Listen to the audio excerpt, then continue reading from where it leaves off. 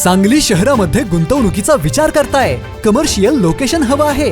स्वतःलाच व्यवसाय करायचा आहे किंवा नामांकित ब्रँड्ससाठी भाडे तत्वावर द्यायचं आहे? मग डोळे झाकून एकच पर्याय, श्री राजलक्ष्मी मॉल.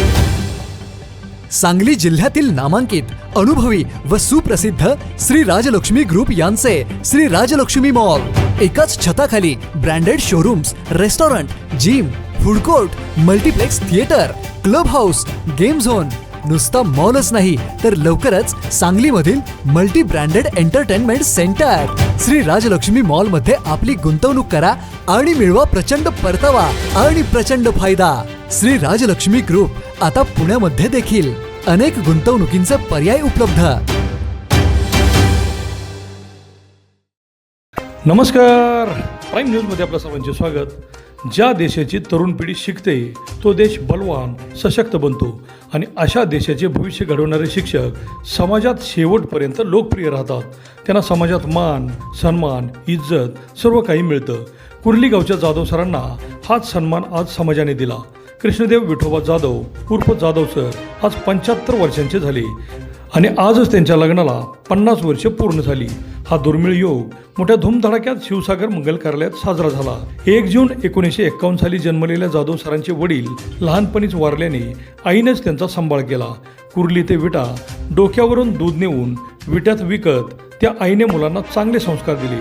शालेय जीवन विट्यातच गेले.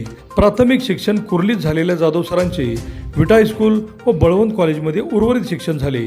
शिक्षक झाल्यानंतर नोकरी लागली आणि त्यांच्या जीवनाचे सार्थक झाले.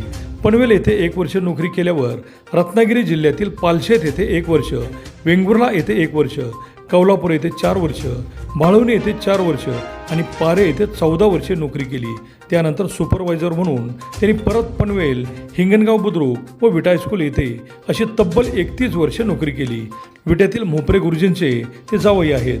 संसाराचा गाडा चालवत आज त्यांनी वयाची 75 वर्षे पूर्ण केली. मागे वळून पाहिले की त्यांना जीवनाचे सार्थक झाल्यासारखे वाटते. आजच्या कार्यक्रमाला कोकणासहित अनेक ठिकाणचे विद्यार्थी त्यांना भेटण्यासाठी आले होते.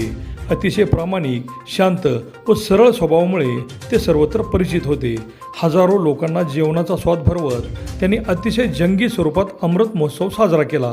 आयुष्यभर विद्यार्थी घडवण्याचे काम त्यांनी प्रामाणिकपणे केले आणि त्यामुळेच आजच्या या कार्यक्रमाला माजी आमदार सदाशिवराव भाऊ पाटील, मोपरे गुरुजी यांच्यासह अनेक प्रतिष्ठित नागरिक, पैपावणे, मित्रपरिवार व विद्यार्थी आले होते.